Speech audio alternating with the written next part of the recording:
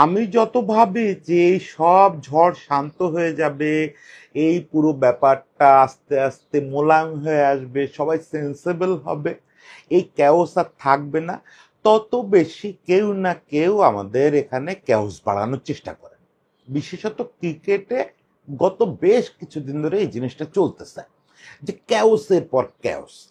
ভাই, জিনিসটা খারাপ পর্যায়ে গেছে, আমাদের ক্রিকেটটা খারাপ পর্যায়ে গেছে, পারফরমেন্সের দিকে বলেন, বোর্ডে সবকিছু বলেন। এখানে প্রথম চিন্তা এবং সবচেয়ে গুরুত্বপূর্ণ চিন্তা হওয়া উচিত যে আগে ন্যাশনাল টিমকে সেটেল ডাউন করা, ন্যাশনাল টিমকে সেটেল ডাউন করা। এটার পরে যদি আপনারা মনে করেন বড় ডিসিশন নিতে হবে, আগে একটু শান্ত হতে দেন। কিন্তু আমি দেখি প্রতিনিয়ত আমাদের বোর্ড একের পর এক ডিসিশন নিচ্ছেন, একের পর এক কাণ্ড ঘটাচ্ছেন, যাতে এই ক্যাওসগুলো বাড়তেছে ছাড়া কমতেছে না। সর্বশেষ যে কাজটা তারা করলেন, হঠাৎ করে শান্তর প্রেস কনফারেন্স চলতেছে এরকম একটা সময় তারা ডিসিশন নিলেন যে মিরাজ হচ্ছে ওয়ানডে ক্যাপ্টেন। দেখেন, মিরাজ সম্ভবত এই টিমে আমার সবচেয়ে পছন্দের ছেলেদের একজন। শান্তর সঙ্গে তো আমার সেভাবে ঘনিষ্ঠতাই নেই, ফলে ব্যক্তিগত কথা বাদ দেন। এবং মিরাজকে আমি বহুকাল ধরে মনে করি নেক্সট ক্যাপ্টেন, বাংলাদেশও একসময় তাই মনে করছে। কিন্তু সে ক্যাপ্টেন হিসেবে খুব ভালো করতে পারেনি, সেটা অল্প সময় নাও পারে, আবার পারবে হয়তো ভবিষ্যতে। এগুলো ভালো হয়েছে না মন্দ হয়েছে এটা ব্যাপার না, ব্যাপার হচ্ছে একটা সিরিজের মাঝ পথে, মানে সিরিজের প্রেস কনফারেন্স চলতেছে, আরেকটা ক্যাপ্টেন সেই ক্যাপ্টেন সেখানে বসে বলতেছে যে আমি ওয়ানডের জন্য রেডি হচ্ছি। এরকম একটা অবস্থা, আপনি ওয়ানডে ক্যাপ্টেন বদলায় ফেললেন, কোনো ভদ্রতার ধার ধারলেন না, কোনো প্রসেসের ধার ধারলেন না, একটা ক্যাপ্টেন বদলায় ফেললেন। এবং এটা করতে গিয়ে যেটা করলো যে তিন ফরম্যাটে তিন ক্যাপ্টেন হয়ে গেল, ফলে আমরা ডুয়াল ক্রাইসিসে পড়ে গেলাম। এই দুইটা ক্রাইসিস নিয়ে আজকে একটু কথা বলি, যে কত বড় ক্যাওসপূর্ণ অবস্থা হলো যে আমরা তিন ফরম্যাটে তিন ক্যাপ্টেন পাইলাম। এটাকে আমরা এফোর্ড করতে পারি? পৃথিবীর বড় বড় দেশ এখনো পারে নাই, অনেকেই এই রাস্তা থেকে পুরোপুরি চলে আসছে, আমরা কি পারবো? দুই নম্বর হচ্ছে, এত ক্যাওসের দরকারটা কি? এই যে প্রসেসে কাজটা করা হলো, শান্তর কথা বলে যান। শান্ত, আমি ওই যে আগের কন্টেন্টে বলছি যে বাংলাদেশে বিলিয়ন নাম্বার ওয়ান, সেটা যৌক্তিক না অযৌক্তিক এই আলোচনা যেতে চাই না। শান্ত মনে করেন আসলেই চলে না, কিন্তু এটা কোনো প্রসেস হলো? শান্ত বাদ দেন, আপনি দেবব্রতও যদি ওই দায়িত্বে থাকতো এই মুহূর্তে, এই প্রসেসে আপনি তারা সরাইতে পারেন? এই প্রসেসে মিরাজকে সামনে আনতে পারেন? এতে টিম কোথায় যাবে? টিমের মোরালিটি কোথায় যাবে? অলরেডি টিমের খেলোয়াড়রা বিভিন্ন পত্রপত্রিকায় নাম প্রকাশে অনিচ্ছুক বলে কথা বলা শুরু করছে। এরা বলতেছে যে আমরা সারপ্রাইজ, ভয়ে কাঁপতেছে ক্রিকেটাররা, যে এরপরে কি করে বোর্ড, কারে ফাঁসি দিয়ে দেয়, কি করে, এরকম একটা অবস্থা। তো আসেন এই ব্যাপারটা নিয়ে একটু আলোচনা করি, যে কি ক্যাওসটা তৈরি হলো, কি ক্যাওসটা বোর্ড বাধায় ফেললো। প্রথমত বললি যে তিন ফরম্যাটে তিন ক্যাপ্টেন, এটা আমরা হজম করতে পারবো কিনা। তাই যখন তিনটা ফরম্যাট আসলো পৃথিবীতে, এই যে টি-20 আসলো তো 2005-06-এর দিকে, তারপর থেকে এই ব্যাপারটা কিন্তু খুব জনপ্রিয় হলো। ইভেন 90s যখন শুধু টেস্ট আর ওয়ানডে শিডিউল বাড়া শুরু করলো, তখনই সম্ভবত ইংল্যান্ড প্রথম টেস্ট ক্যাপ্টেন আর ওয়ানডে ক্যাপ্টেন আলাদা করলো। আমার যদি স্মৃতি প্রতারণা না করে, সম্ভবত হলিওক ভাইদের কেউ একজন প্রথম লিমিটেড ওভার ক্যাপ্টেন ছিল ইংল্যান্ডের, এবং মোস্ট প্রবাবলি ইংল্যান্ডই প্রথম দুই ফরম্যাটে দুই ক্যাপ্টেন করলো। এরপরে টি-20 আসার পরে এটা খুব জনপ্রিয় ধারণা হলো, এবং ধারণার পেছনে খুব ভালো যুক্তিও ছিল, যে তিনটা ফরম্যাট আসলে তিনটা আলাদা আলাদা খেলা। আসলে ক্রিকেট যে তিন ফরম্যাটে খেলা হয়, আমরা তো ক্রিকেটারে একটা খেলা হিসেবে দেখি। আপনি যদি একটু ওপর থেকে দেখেন, বড় জায়গা থেকে দেখেন, তাহলে মনে হবে তিনটা আলাদা আলাদা খেলা। একটা খেলার সঙ্গে আর একটা খেলার ক্যারেক্টারিস্টিক্সের মিল শুধু এটুকু, যে একজন বোলার বল করে, এখানেও একজন ব্যাটসম্যান ব্যাট করে, এবং মাঠে কয়েকজন ফিল্ডার থাকে।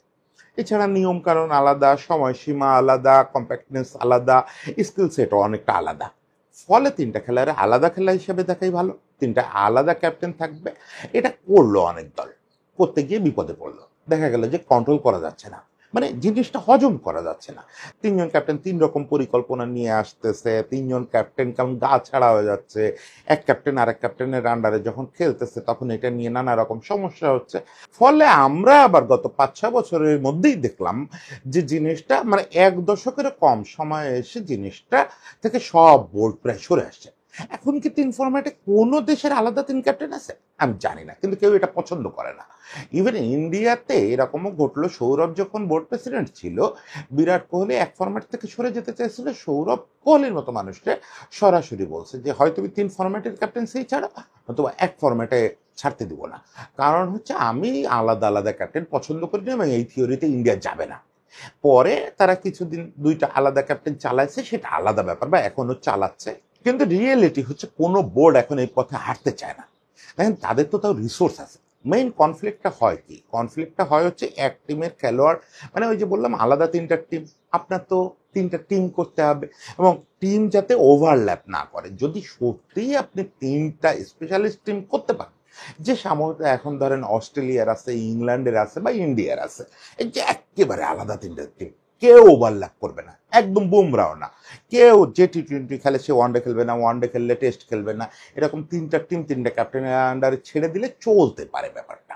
এখন তাদের রিসোর্স আছে, তারা এটা ভাবলেও ভাবতে পারে, তর্ক করলে করতে পারে। আমাদের তো ওই অবস্থায় নেই। আমাদের অলমোস্ট 5-6 জন খেলোয়াড়কে ওভারল্যাপ করাতেই হবে, আমাদের ওই রিসোর্স নাই।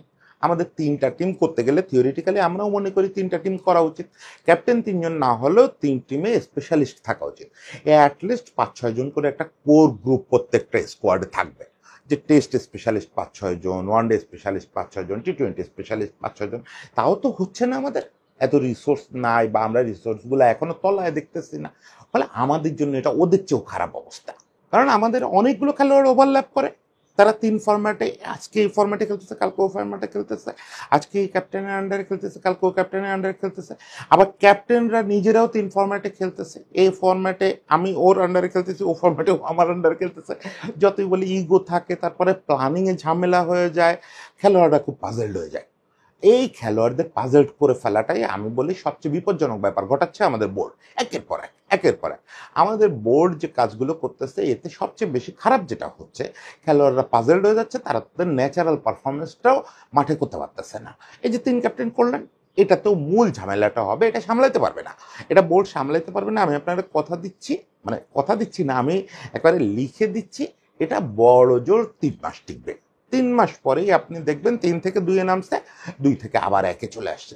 যে কেউ একজন 3 ফরম্যাটের ক্যাপ্টেন হবে, কারণ এটা সামলানো যায় না। বহুভাবে বড় বড় বোর্ড চেষ্টা করছে, আর আমাদের এখানে তো সামলানো যাবেই না, ওই যে বললাম। কিন্তু মূল সমস্যাটা হচ্ছে আমাদের খেলোয়াড়রা তো পাজেলড হয়ে গেল। এই যে খেলোয়াড়রা অলরেডি ডেইলি সানে দেখলাম একটা বিশাল রিপোর্ট হয়েছে, সেখানে তারা কিন্তু ফাহিম ভাইকে খুব অ্যাটাক করে রিপোর্ট করছে, এবং যিনি রিপোর্ট করছেন আতিফ ভাই, উনি ফাহিম ভাই ডাইরেক্ট স্টুডেন্ট। মানে দেখেন, আমি ফাহিম ভাইয়ের গুরু গুরু বলি, সেটা তো উনি আমার সাংবাদিকতায় প্রচুর সারা জীবন সাপোর্ট দিচ্ছেন, ফলে তার গুরু মনে করার কোনো অন্যায় নাই, এবং আমি গুরু হিসাবে মাথায় রাখি। ও সানে আতিফ আজম হচ্ছে তার সরাসরি ক্রিকেটের শিষ্য।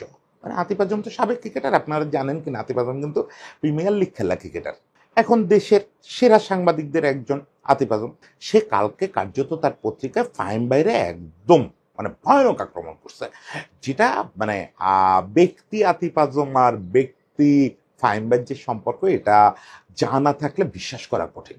সেখানে সে ফাহিম ভাইরে এ পর্যন্ত লিখছে TA DA board director, TA DA director. এতগুলো ট্যুর করে ফাহিম ভাই, দল যেখানে যায়, যে দল এইচপি দল যায়, জাতীয় দল যায়, যেখানে যায় ফাহিম ভাই ট্যুরে চলে যায়। ট্যুরগুলো জাস্টিফাইড না, এটা সত্যি। ফাহিম ভাই কেন যাচ্ছে, ক্রিকেট অপারেশন চেয়ারম্যান, বা যখন ক্রিকেট অপারেশন চেয়ারম্যান ছিল না তখনও ফাহিম ভাই কেন যাচ্ছে বোঝা যায় না। এই ট্যুরগুলোতে তার যাওয়ার দরকার কি? সব জায়গায় বোর্ড ডিরেক্টর, যে আগের দিন বলছি রিপোর্ট নিয়ে, যেদিন কথা বলছি বিশ্বকাপ রিপোর্ট নিয়ে, বোর্ড ডিরেক্টরের কেন এত ট্যুরে যাইতে হবে?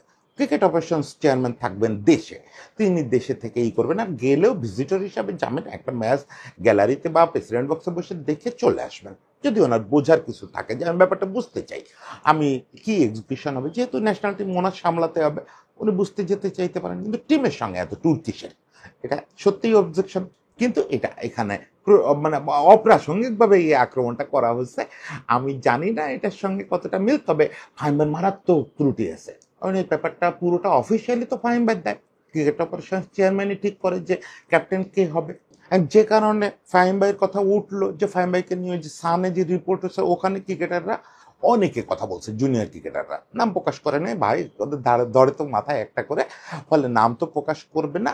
ওরা বলছে যে আমরা খুব পাজল অবস্থায় আছি, সারপ্রাইজ যে কি হচ্ছে, কালকে সকালে কি হবে। কালকে এমনও গুঞ্জন শোনা যাচ্ছে, আমি যখন আপনাদের সামনে কথা বলতেছি এই সকালবেলাতেই আবার মিরাজের প্রেস কনফারেন্স আছে, এরকম শোনা যাচ্ছে যে আজকে শান্ত টেস্ট ক্যাপ্টেন্সি থেকে রিজাইন করে ফেলবে। মানে বজ্রকট আরো বহু বাধার সম্ভাবনা আছে, ক্রিকেটাররাই এটা বলতেছে। এখন এরকম একটা অবস্থায় যে ক্রিকেটারদের ঠেলে দিল, কাজটা কে করলো? ফাহিম ভাই করলো। কারণ কি? প্রসেস মানা হয় নাই, একদমই প্রসেস মানা হয় নাই। আমি মনে করলাম যে ফাহিম ভাই মনে করছেন টেকনিক্যালি 3 ফরম্যাট 3 ক্যাপ্টেন ভালো। ওকে, ওকে, ওকে। আমি ফাহিম ভাইয়ের সঙ্গে একমত হইলাম। আর আমি মনে করা ব্যাপারটারে দায়িত্বপ্রাপ্তদের অধিকার মনে করি যে এটা আপনার ব্যাপার। আমি আর্গু করব নীতিগত জায়গায়, কিন্তু আমি এটারে অন্যায় বলবো না, কখনো না। কিন্তু আপনারা যেটা করছেন কালকে এটা অন্যায়। সেটা হচ্ছে কি যে আপনি একটা শান্ত হচ্ছে ছিল আমাদের 3 ফরম্যাটের ক্যাপ্টেন, ফলে সে কিন্তু সবচেয়ে, এবং সে তো ফাহিম ভাইয়ের চেয়ে পুরনো ন্যাশনাল টিমে। ফাহিম ভাই এই কদিন আগে বোর্ড ডিরেক্টর হলেন, সে অনেক দিন ধরে আছে না।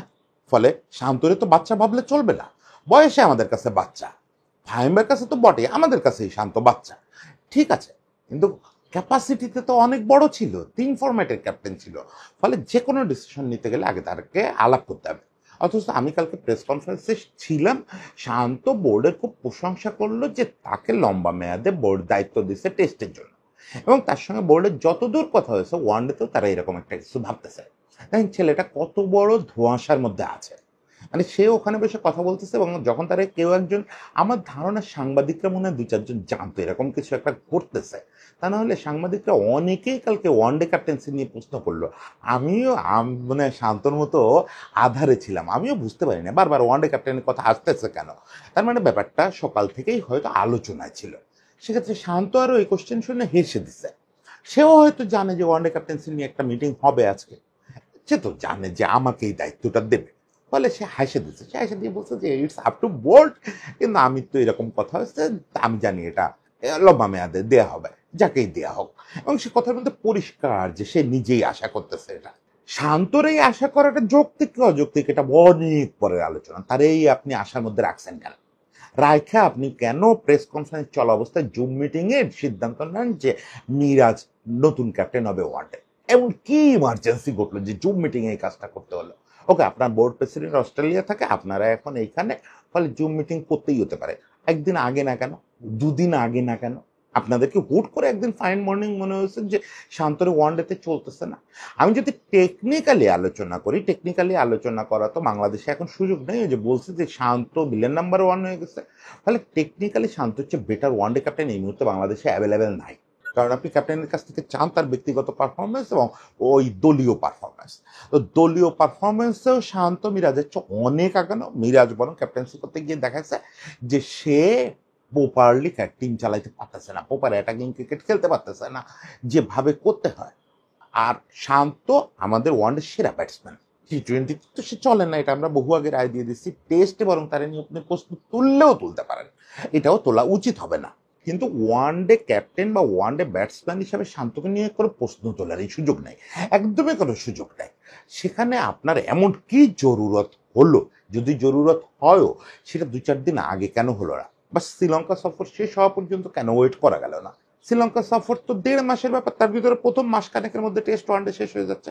টেস্ট ওয়ানডেটা শেষ হোক, লিটন T20 শুরু করুক, তখন আপনারা ডিক্লেয়ার করেন যে আমরা নেক্সট এর জন্য মিরাজকে ওয়ানডে ক্যাপ্টেন করতেছি, তাও একটা শোভন হয়। তার আগে এই ছেলেটার সঙ্গে কথা বলেন যে শান্ত তোমার এই কারণে আমরা প্লিজ না, বা আমরা মনে করতেছি তোমার ব্যাটসম্যান হিসেবে আরেকটু রিলিফ দেওয়া দরকার, তুমি আমাদের সেরা ব্যাটসম্যান, ওকে ফাইন, তোমাকে আরেকটু রিলিফ দেওয়া দরকার। এবং আমরা মনে করতেছি যে মিরাজ যেহেতু গ্যারান্টেড এই ফরম্যাটটা, মিরাজের পারফরমেন্সটা ঠিক আছে, ফলে মিরাজকে আমরা মনে করতেছি ক্যাপ্টেন হিসাবে, এবং তাকে বহুকাল গ্রুম করা হয়েছে, সেই 2013 থেকে গ্রুম করতে করতে আনা হয়েছে। ফলে তাকে আমরা মনে করি যে এখন চান্স দেওয়ার সময় চলে আসছে। দেখেন, প্রপার প্রসেস অনুসরণ করে মার্কেটিং গাইরা রীতিমতো বারাক ওবামার মেয়ের সঙ্গে নিজের ছেলে বিয়ে দিয়ে দিতে পারে। তো কৌতুকটা শুনছেন না, পুরোটা না বলে, মানে আপনি যদি পুরোপুরি কনভিন্স করতে পারেন, আপনি যারে দিয়ে যা খুশি করতে পারেন, এবং দুনিয়ার সবচেয়ে অন্যায্য সিদ্ধান্ত ন্যায্য হিসাবে প্রমাণ করতে পারেন। অ্যাজ আপনি অথরিটি, আপনি মনে করছেন এটা রাইট, আপনি সেটা প্রপার প্রসেসে করেন, কেউ তেমন গালিগালাজ করবে না আপনার। তখন আমরা সমালোচনা করব, শুধু টেকনিক্যাল সমালোচনা করব, থিওরিটিক্যাল সমালোচনা করব, সেটা হবে সামনাসামনি লড়াই। কিন্তু আপনি যেটা করলেন এটা তো ছুরি মারলেন। মানে আমি ফাহিম ভাইকেই বলতেছি, কারণ ফাহিম ভাই এটার জন্য রেসপন্সিবল।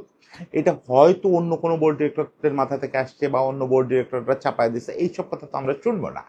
আমরা শুনতে চাইবো যে ফাহিম ভাই কেন পারলেন না, কারণ চেয়ারটাই তো ফাহিম ভাই বসা, ক্রিকেট অফিসের চেয়ারম্যান এখন তিনি। এখন কেউ বলতে পারে যে বুলবুল ভাই আসছে, ফারুক ভাইয়ের পছন্দ ছিল শান্ত, বুলবুল ভাইয়ের জন্য ভিন্ডিকশনের কারণে শান্তরে সরাই দিতে চেয়েছে। হতে পারে, পিছনে তো কত কি হয়, কিন্তু চেয়ারে তো ফাহিম ভাই বসা, ফলে এই সমালোচনাগুলো ফাহিম ভাইকে নিতে হবে। আজকে তার প্রিয় শিষ্য আতিফ আজম যেভাবে বলছে আমি ওইভাবে বলতেছি না, কিন্তু রিয়েলিটি ফাহিম ভাই এই যেটা করলেন এটা খুব নোংরা একটা কাজ হয়ে থাকলো, এটা বাংলাদেশের ক্রিকেটের জন্য লজ্জার একটা অধ্যায় হয়ে থাকলো। এটা কিন্তু সারা জীবন আপনাকে ভোগাবে, সারা জীবন। আমি বললাম যে আজকে হয়তো অনেকে বলবে না, শান্ত ভাবমূর্তি খারাপ দেখে অনেকে হয়তো শান্তর পাশে দাঁড়াবে না, কিন্তু এটা 10 বছর পরে হলেও আপনার হান্ট করবে যে আপনি এরকম একটা অন্যায় কাজের সঙ্গে জড়িত ছিলেন। প্রসেসের অন্যায়, আপনি কোনো ক্রাইম করছেন ব্যক্তির স্বার্থে তা তো বলতেছি না, প্রসেসের অন্যায়ের সঙ্গে জড়িত ছিলেন। সারা জীবন আপনি প্রফেশনালিজম এবং প্রসেসের পক্ষে কথা বলে আসছেন, আজকে সেই জিনিসটা ধূলিসাৎ করে দিলেন। ওকে, এটা ইমিডিয়েট কি খারাপ ইফেক্ট করবে সেটা একটু বলি।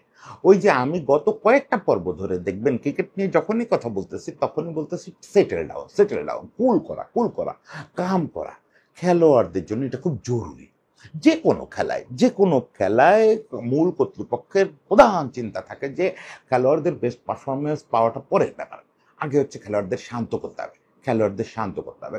খেলোয়াড়রা এমনিতেই অনেক বেশি ওই যে অ্যাড্রেনালিন রাশের মধ্যে থাকে, ওদের সবসময় উত্তেজনা থাকে, শঙ্কা থাকে, দ্বিধা থাকে।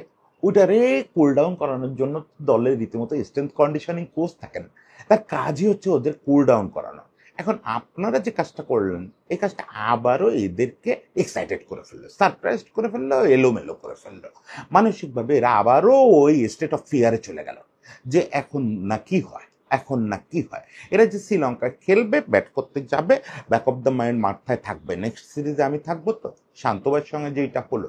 তাই না, আপনার এমন একটা টিম নিয়ে খেলতেছেন খুব ম্যাচিউর্ড না, এই টিমটা খুব ম্যাচিউর্ড একটা টিম। এই টিমটাই 5টা বছর যদি যেতে দিতেন, এরকম একটু সেটেল ডাউন করতে দিতেন। আমি বারবার যেটা বলি যে আমরা তো সারা জীবন ইন্ডিভিজুয়াল বিলিয়ন্সের ভরসায় খেলছি, এই টিমটা ইন্ডিভিজুয়াল বিলিয়ন্স হচ্ছে আমার দেখা মতে।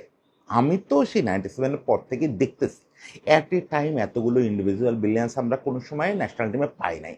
অন্তত 5টা ছেলে আছে যারা টপ লেভেল পারফর্ম করতে পারে যদি সবকিছু ঠিক থাকে, এদের যদি শান্ত রাখা যায়। তারা কারা? এদের সবার বয়স 23-এর কম, 24-এর কম, এবং এর ঘটনা চক্রে এরা বেশিরভাগই ঢাকার ছেলে না। আরে ঢাকার ছেলে হলে যেটা হয় ছোটবেলা থেকে এইসব দেখে শুনে বড় হয়, এরা বেশিরভাগই কোনো না কোনো প্রসেসের বাইরে থেকে উঠে আসছে। এই যে হাসান বলেন, নাহিদ বলেন, রিশাদ বলেন, তানজিম সাকিব শুধু প্রসেস থেকে আসছে, বিকেএসপি থেকে আসছে। বাকি এই যে পোলাপান এরা কেউ প্রসেসের আউটপুট না। এখন প্রসেসের আউটপুট না হলে কি হয়, এটা ঢাকায় আসছে 4 বছর, 5 বছর, 3 বছর এরকম। আচ্ছা, এখনো হাওবাও বুঝতে পারে নাই, এখনো পর্যন্ত এদের চাল চলনের কথাবার্তায় আপনি দেখবেন অনেক সারল্য, এবং মানে ঠিক আপনার আমার কাছে হাস্যকর মনে হয়। ওই যে হাসান বলে যে ব্যাটসম্যান যদি কষ্ট পায় এই জন্য সেলিব্রেশন করি না, এগুলো বানায় বলে না, ওদের চিন্তার জগৎটাই ওরকম। এক হচ্ছে বয়স কম, দ্বিতীয় হচ্ছে আসছে মফস্বল থেকে, মানে মফস্বলের গন্ধ এখন ওদের গা থেকে যায় নাই, ফলে খুবই সরল ইনোসেন্ট একটা ভাবমূর্তি নিয়ে ঘুরে বেড়াচ্ছে। ভয়ও বেশি, ফলে এক্ষেত্রে বুঝে উঠতে পারতেছে না যে কেন হচ্ছে এগুলো, কি হচ্ছে, এইসব পলিটিক্স এখনো বুঝে ওঠে না, ফলে এরা পারফর্ম করতে পারতেছে না, যাচ্ছে তাই পারফর্ম করতেছে। আজকে এই যে ব্যাচটা, এই ব্যাচটা ঠিক মতো পারফর্ম করতে পারলে তো এই অবস্থা দাঁড়ায় না। পারফর্ম করবে কেমনে, এরা তো মেন্টালি সেটেল না, এরা তো ভয়ে ভয়ে রাত কাটাচ্ছে। এই যে কালকে যখন এই ঘটনা ঘটছে, শান্ত নাকি তখন কোচের সঙ্গে ফিল সিমন্সের সঙ্গে কথা বলতেছিল ওয়ানডে সিরিজ নিয়ে, তার মানে সিমন্সও পরিষ্কার জানে না। দেখেন অবস্থাটা কি ভয়ানক। সিমন্স আর সে কথা বলতেছিল ওয়ানডে সিরিজ নিয়ে, যে ওয়ানডে সিরিজের টিমটা কেমন হইলে ভালো হয়, অমুক অমুক ইন অ্যাডভান্স এসব আলোচনা করে। প্রেস কনফারেন্স শেষে ও নাকি গিয়ে কথা বলতে বসছে, তখনই ওরে ক্রিকেট অফিস থেকে ফোন করা হয়েছে, you are no longer captain in ODI. বুঝছেন, ও সিমন্সটা বলছে সরি ফিল, আসলে আমি তো আর ক্যাপ্টেন নাই, তোমার সঙ্গে নেক্সট ক্যাপ্টেন বা বোর্ড কথা বলবে, আমি একটু উঠি, বলে ও রাশ করে বাসায় চলে গেছে।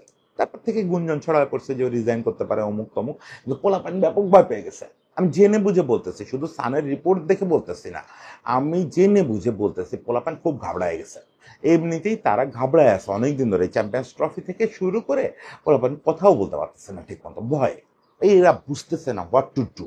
মানে এইখানে কি করলে, বোর্ডে যেসব চলতেছে ওরা কি দেখে না, পত্রিকা পড়ে না, এই ফিক্সিং এই হচ্ছে, অমুক হচ্ছে, প্রেসিডেন্ট বদলানো হচ্ছে, বোর্ডের একজন আরেকজনকে গালিগালাজ করতেছে, সবই তো ওরা পত্রিকায় দেখতেছে, ভয় পাচ্ছে যে কি হইতে যাচ্ছে, একটা আনসার্টেনিটির মধ্যে আছে। দেখেন আমি বলি, এরকম অবস্থায় আপনি ডন ব্র্যাডম্যানের অস্ট্রেলিয়ারে ফেললেও পারফর্ম করতে পারবেন না।